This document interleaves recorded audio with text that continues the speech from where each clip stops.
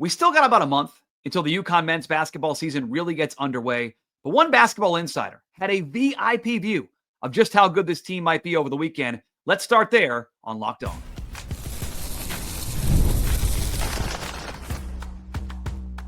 You are Locked On UConn, your daily podcast on the UConn Huskies, part of the Locked On Podcast Network, your team every day. Oh, and away we go, a midweek edition of the Locked On UConn podcast. My name is Mike Mutnansky, UConn alumnus and your host here of Locked On UConn. We thank you for watching. We thank you for listening and hopefully making Locked On UConn your first watch, your first listen every single day. Available for free wherever you get your podcast. You can also check us out on YouTube at Locked On UConn. We are all part of the Locked On Podcast Network, your team every day. Today's episode brought to you by Monarch Money. Take control of your finances with Monarch Money. Use the code LOCKEDONCollege at monarchmoney.com for 50% off your first year. On today's show, a VIP view of UConn practice over the weekend that should get you excited if you're a UConn fan. If you're a UConn fan, you should be watching the show. The Big East schedule comes out Thursday. A couple of games already leaked. One should make you very annoyed. We'll talk about that. And the athletic director for UConn spoke on Tuesday, his thoughts on Dan Hurley and the potential for an expanded UConn men's and women's basketball season. I said this last week or so on the show. I'm a dinosaur. I'm an old. If you're 18 or 19, 20 years old, the early 30s, chance that your parents were at UConn when I was there. But when I was at UConn, following this basketball team, an event called Midnight Madness. We're literally at midnight to kick off the college basketball season. You'd shuffle into Gamble with your friends. The pep band would be there, cheerleaders, pyrotechnics. I think Michael Buffer, the boxing announcer, might have been there at one of these. He was certainly there for UConn, Michigan State on CBS when UConn beat Mateen Cleaves and the Michigan State Spartans, 98-99 that season. But it was a big event, right? It was happening. UConn, Kentucky, UCLA. It kicked off the season everywhere. It was your first view of what your team might look like that year. Now, in 2025, it's called First Night. And my sources tell me we'll get a first night date here pretty soon, probably earlier than normal considering the exhibition games at Mohegan Sun on October 13th. But long story short, Midnight Madness, a big deal. First view of the team. We don't have to wait until next month. We have a VIP view of the UConn Huskies over the weekend from Jonathan Gavoni, who writes for Draft Express there on Twitter. He also does some work at ESPN on the NBA draft. He wrote on Sunday, I had the chance to stop by 2 UConn practices on the way in and out of Mohegan Sun to get a closer look at how Danny Hurley's Huskies are coming together. He writes, the first impression is just how much depth, experience, skill, and versatility this roster has. The trademark UConn practice intensity was evident with the ball popping around the floor and players consistently making the extra pass. The unselfishness particularly stood out in the front court, where Alex Karaban, who continues to impress with the spectacular passing and feel, and Tarris Reed, looking in tremendous shape, both operated as offensive hubs. Their ability to initiate offense and facilitate from all over the court gives the team a dimension every NBA team is searching for. I'll jump in here. That sounds terrific as a UConn men's basketball fan. Consistency, Gavoni writes, on their part, along with Silas Demery, will likely determine how far this team goes. Solo Ball appears en route for a breakout season. Again, love to read that. Already known as a knockdown shooter, he is showing real growth in making plays off the dribble, attacking closeouts with confidence, and using his 7-foot wingspan to disrupt defensively. Gavoni finishes. It was also valuable to get an early read on freshman Braylon Mullins and Eric Ryba. Both are highly skilled and clearly talented, but still finding their footing within the intricacies of Hurley's complex, demanding system. Their development over the next few months will be key in determining just how high the group's ceiling can be. Again, that Jonathan Gavoni, Draft Express, and I've seen some work of this on ESPN as well. This should get you excited. They're already a top 10, top 5 team heading into the season. They're already coming off their first recruiting class with 2 top 25 recruits from ESPN's top 25 since 2007. They bring back a bunch of players. We spent a lot of time last week on the show talking about transfer Silas Demery, who to me is the key to this team, and he'll come up here in a couple of minutes. But again, it's one glimpse. It's September. You shouldn't go crazy, but you kind of want to go crazy because this has all the makings of a very, very, very good UConn basketball team. And I want to talk about the 3 guys returning to this roster that I am most interested in seeing play this year. These aren't the 3 most important guys. There'll be one omission from that list of guys back from last year's team. But in my opinion, the 3 guys I'm most interested in seeing in this offense when things get going in October for this UConn team. Number one is solo ball, right? You heard what Gavoni wrote there about breakout season. Shouldn't be a surprise. 14 points a game a year ago, 43% from the floor, 41% from three. Like, he is already heading into the year one of the best shooters in college basketball, right? He lit up Marquette last year in February, had a 23-6 line. He had a big game against Butler last season as well. Like, we know solo ball is going to be better. Like, that's not a question. That solo ball will be a better player this year than it was a year ago. It's another offseason in the program. Like, we're expecting growth. But just the idea of him playing with not one but two, and Silas Demery and Malachi Smith, the transfer from Dayton, two legit point guards, it's going to make solo ball's life easier. Like, how many times offensively down the stretch last year did it feel like the offense was just pass the ball, find solo ball, get a three? Like, he had to shoot a lot of forced threes late in the shot clock last season. He still shot 41% from three. Like, elite shooter, I don't think is an overstatement for what solo ball can bring to this team. And when you think about him a year stronger, you think about him a year under Dan Hurley's system, another offseason, and you think about him in most basic terms with 2 point guards that can control the game in Silas Demery and Malachi Smith. Like, I can't wait to watch this guy play. I have no idea where he ends up in the draft process a year from now, but there was some buzz about potentially draft, transfer portal. He stays here, talented guard, and I think can be an elite scorer and shooter who's only made better by the other talented players around him this year. Tarris Reed, another guy that Gavoni mentions there. Samson Johnson graduates, and now Reed gets to take over in the post. If this guy can stay out of foul trouble, he is going to have a monster freaking year. 6'10", 7'4" wingspan, NBA body, can run the floor, can control the post. Like, I loved watching him play last year. Of course, the issue is that when he plays, and he couldn't play all the time last year because of foul trouble.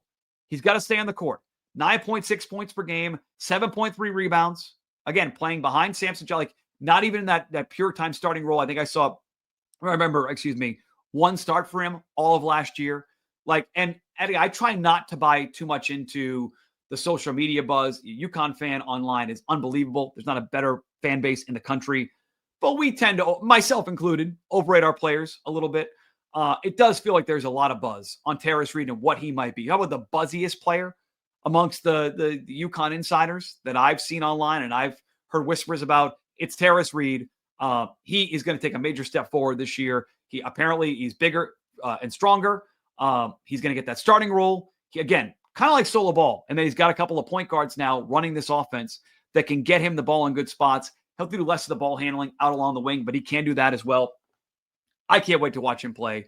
To me, Ball and Reed are 1-2 in terms of guys I'm excited about playing, returning players, right? We're not about transfers. Not talking about highly talented recruits. We're talking about the returning players to this roster, guys we saw last year and who you're most interested in seeing. The third guy, if you talk about the most important guy, is Alex Karaban. I understand that. The one I'm most interested in seeing is Jalen Stewart. And I understand that he may not even start. The scenario where Dan Hurley starts Braylon Mullins, rewards the top recruit for coming here, maybe outplays him in camp, and that's going to be how Dan Hurley decides who's going to win this. I think there's at least some fair speculation that Jalen Stewart will get the call because of the veteran guy. We saw that last year for Dan Hurley, where he tend to lean on some veterans in that starting lineup. But Jalen Stewart, like, athletic wing, can attack the rim. And there were times last year I wanted to see more of Jalen Stewart. And I wanted to see him get more minutes. And he just sort of got lost in the shuffle during some games down the stretch for this team. And I'm dying to see what he looks like. Like, I feel like he has more to a ceiling than we saw last year. And he's a good defensive player.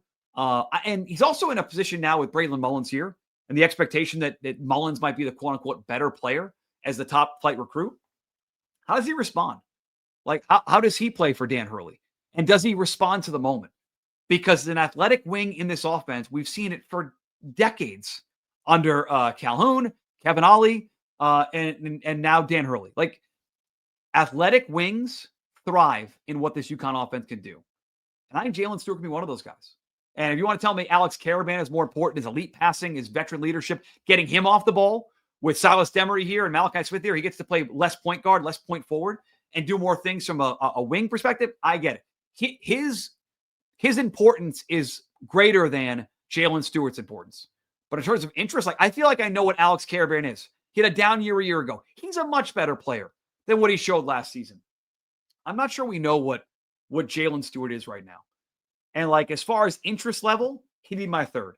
So when you read that analysis, you read the breakdown, like it's hard not to get excited as a UConn fan. But I will tell you, my top 3 returning guys to this roster that I'm interested in seeing how they respond upcoming season, first night, exhibition games, once we get going, Solo Ball, Tarris Reed, and Jalen Stewart.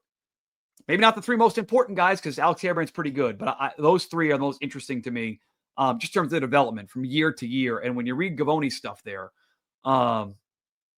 it's hard not to get jacked and pumped, to quote Pete Carroll, as a UConn fan.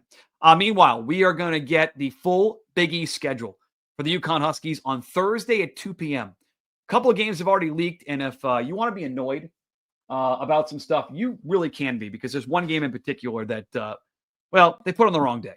We'll talk about that next. Locked On. Do not go anywhere. Let's talk about our friends at Mazda, because Mazda crafts cars for those who do more than simply move. Mazda delivers confidence with every ride, with more IIHS Top Safety Pick Plus awards than anyone else that is of August of 2025. You can make everyday drives feel anything but, from smooth handling to intuitive controls.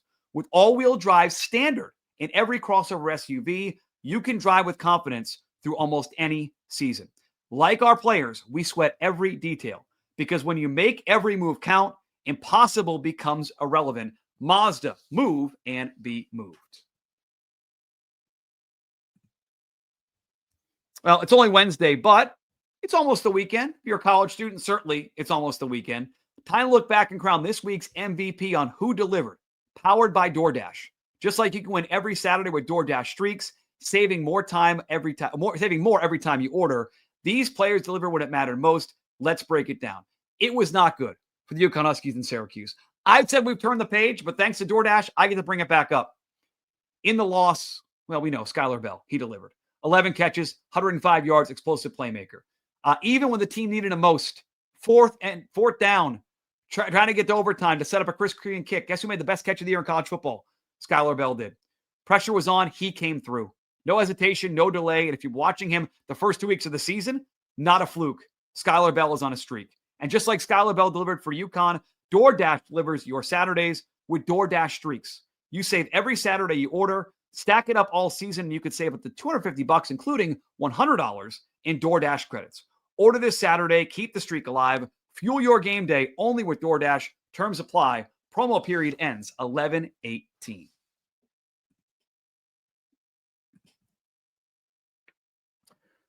And away we go on a Wednesday. I'd be curious if you're a UConn fan watching or listening out there, who are the players that you are most interested in seeing? Who are the guys who you want to get locked and loaded on this team? You can comment on the YouTube, or you can email us at lockedonuconshow@gmail.com. That is lockedonuconshow@gmail.com. Let us know from a returning player's perspective. Most interest, most intrigue, most excitement, lockedonuconshow@gmail.com. We already have an idea of who UConn's going to play this year on their schedule. Let's take a look at the UConn schedule again, shall we? From a non-conference standpoint, I mentioned those Boston College and Michigan State exhibition games that the NCAA, they did this thing where you can add a couple of games this year. And I think it's smart by UConn to play these games. So they'll play those to start. New Haven, okay, local game. UMass Lowell, shout out Pat Duquette. We like that. Columbia.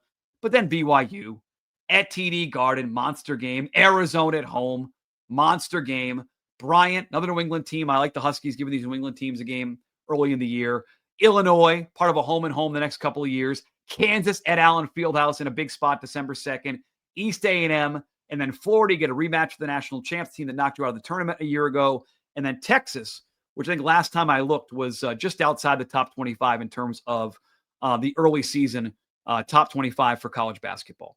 So the non-conference schedule is already tremendous. And Dan Hurley and his staff need a huge round of applause. Don't have to play these games. They can make it Cupcake City. They get a bunch of wins. They decide not to. And it's good for Hurley and his team, because we've all seen this with UConn teams going back to Jim Calhoun. They get better as the year goes on, right? The tougher schedule helps them out.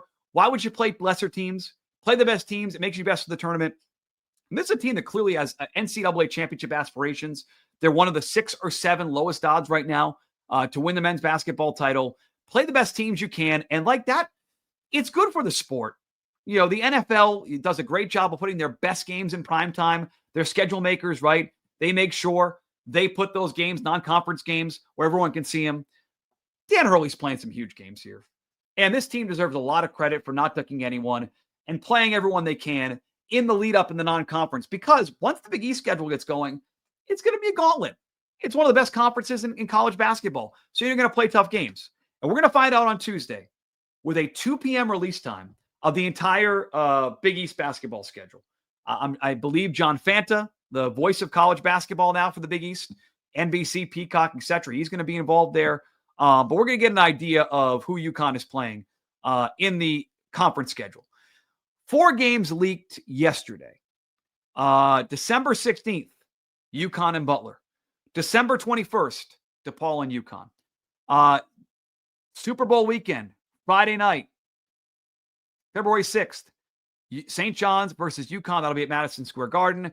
And then 2:25, that is St. John's and UConn. That'll be a home game for the Huskies.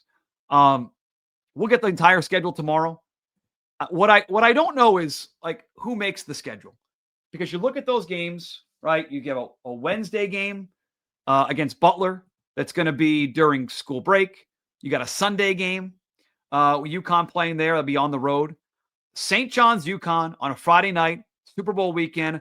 I'm all for it, right? Prime time, Madison Square Garden, the big game on Sunday, and you get the 2 powerhouses in the Big East throwing down on February 6th. Then you go to February 25th, St. John's at UConn. It's a Wednesday night. We're playing UConn St. John's on a Wednesday night. Now, I don't know who to blame for this, right? I don't know if this is the Big East. I don't know if there's TV partners involved here, because we know that UConn, the Big East, excuse me, I'm just pull this up so I can get this correct here.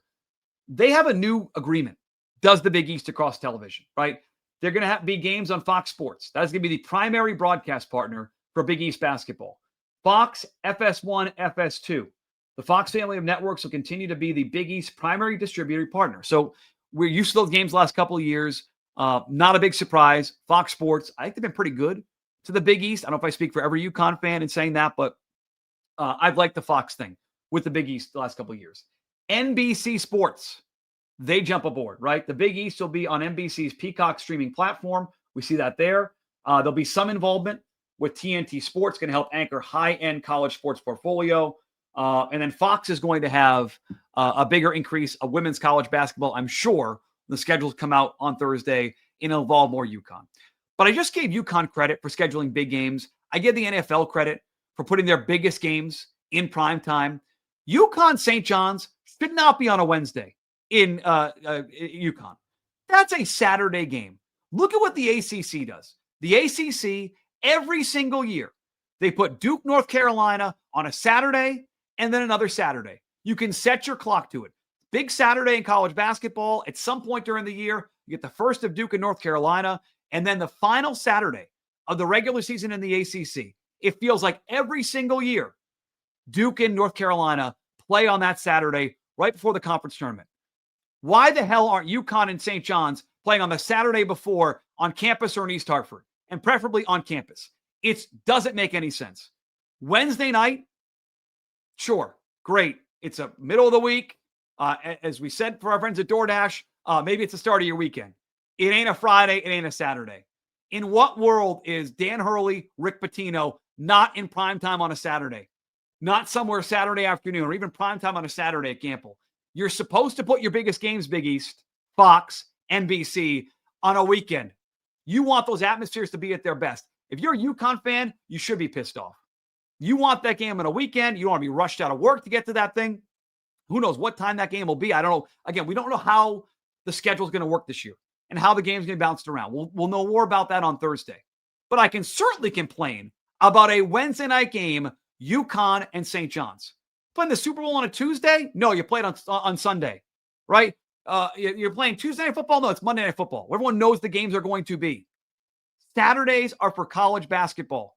Dan Hurley scheduled a bunch of big games this year. UConn St. John's is a big game.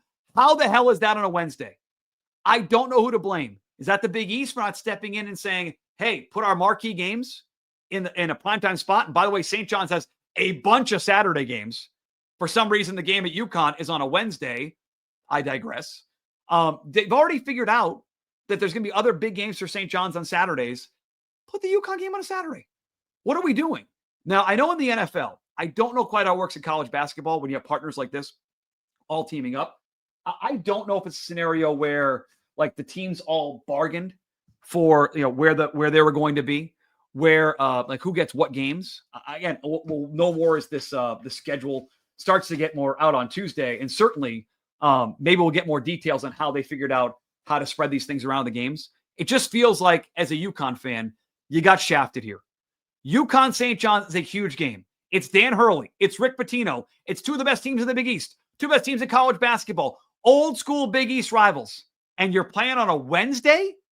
The week before the Big East titles game? A Big East conference tournament? That's dumb.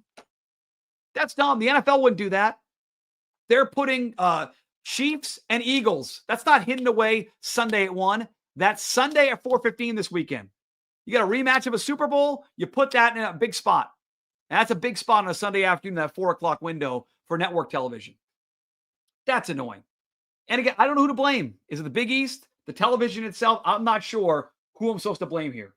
But it is, to me, really annoying. And we'll get the full schedule on Thursday at 2 o'clock. But if you're a UConn fan right now, this game should not be on a Wednesday, on February 25th. March 7th, the Saturday before the Big East tournament, which runs the 11th to the 14th. Put the game on there. People want UConn St. John's on a Saturday. UConn fans want a party and celebrate UConn St. John's on a Saturday, not on a Wednesday night. God, that's annoying. The athletic director for UConn spoke about a couple of different issues, including Dan Hurley and his almost walking away from the UConn program a year ago. We'll talk about that next year. Locked on UConn. Do not go anywhere.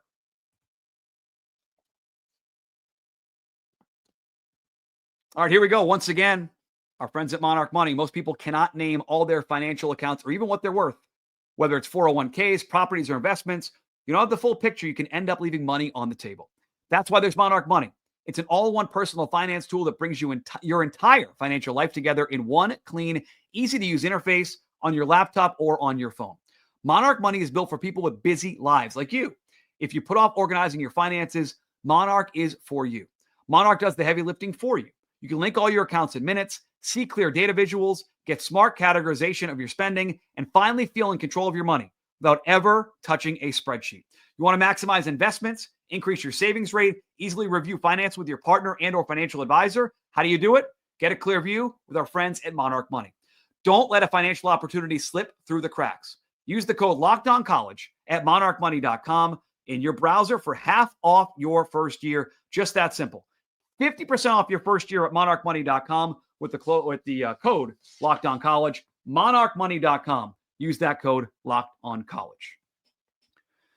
We're yelling out the basketball schedule. Football schedule's out because football is here. And FanDuel is making sure you're ready to kick off with a can't-miss offer. Right now, new customers can bet just $5, and if your bet wins, you'll get $300 in bonus bets to use across the app. There's a lot of great reasons why you can use FanDuel. For me, the versatility, right? I want to go for a player prop, right? I love quarterback rushing player props. One of my toxic traits is betting the over on quarterback rushing player props. You can bet those on FanDuel. Same game parlays, live action, right? Your team gets down early, you think they can win, jump in and do the live betting as well. Any way you want to do, quick, easy way, add a little more energy to your Sunday. So, are you ready to play? Download the FanDuel app right now. Check out FanDuel.com to get started. That is FanDuel.com to place your first $5 bet. That is only at FanDuel.com. All right, let us know what you think on the UConn schedule. We'll get, again, more of a clear view on the Thursday show. We'll plan on Thursday's show after the schedule comes out and do a full breakdown of all things Big East and the UConn schedule. Big East schedule out on Thursday, 2 p.m. Eastern time. We will have a show after that here, Locked on UConn, and break down the UConn schedule. A couple of comments from David Benedict, the athletic director for UConn. He had a press availability on Tuesday, and he was asked about Dan Hurley's upcoming book, during that availability. Now, we talked about this extensively a week ago on the show. If you missed it, go back and listen on demand. Check us out on YouTube. My opinion was when the Dan Hurley excerpt came out, 1, Dan Hurley's got a book to sell. 2, shocker, Dan Hurley burns pretty bright. And he thought about walking away, taking a graduate year a year ago, sabbatical, I think he called it, go do some TV. Not a surprise how hard he goes. But 3, like in the end, not a big deal. The guy is honest. He was honest in his book, maybe to sell part of a book, or maybe that part was to sell the book. That's why it leaked out, courtesy of Andrew Marchand. But I'm not overly concerned about Dan Hurley walking away. He wrote in that book, I thought about leaving, taking a gap year, resigning as head coach of the Huskies. David Benedict told the media yesterday that he loves the honesty from Hurley, and David Benedict, I agree. Quote, someone took an excerpt from the book that was pretty significant. They honed in on that one line he said about the story in Hurley's comment. When you think about it and put into context what went through a season ago, you won a national championship when no one expected it. You're on that roller coaster. And then, Benedict said, you start another year and you win another title. And then there's expectation, whether it's appropriate or not, to win a third. So I think everybody's got to take a step back and appreciate what that group went through for 3 years. Benedict went on and said he can appreciate the roller coaster ride that Hurley and the Huskies have been on over these past 3 seasons. Quote from the AD, I think those emotions, we all go through those emotions at times. And I think ultimately, when you can get away from emotion, you start to think rationally. Dan is meant to be UConn men's basketball coach. He's a great fit. He's going to do unbelievable things, and he'll be the next Hall of Famer. It's going to be very interesting when the book comes out, just how much more we hear about Hurley's offseason, how close he was. Was it the season? Was it NIL? Because I do think, as the face of college basketball, if Dan Hurley goes on his book and spends a lot of time talking about NIL being an issue, it'll become a national talking point. But I agree with David Benedict when he says, great for Hurley to have emotion, but he's not concerned about it. You can say yes to say that, but if you're a UConn fan who's followed Hurley over the years, you've seen him go crazy on the sideline, say wild, like just that's who he is. So to say that in a book, not a big surprise.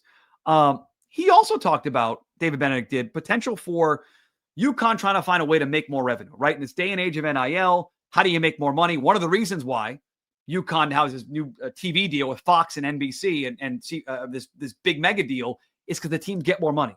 It puts the Big East on par with some big conference in terms of getting paid. That's a good thing for the program.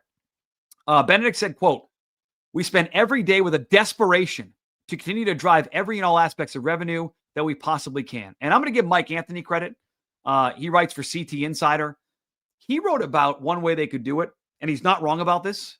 Add more games to the schedule. So they've done this thing now where we can have these exhibition games where you can, make gate and make some money. And they'll do that with the Boston College games that'll be at Mohegan Sun. And they'll do it with the home and home Michigan State, which will sell out here. It'll sell out there. Reading from Mike Anthony's story in CT Insider today.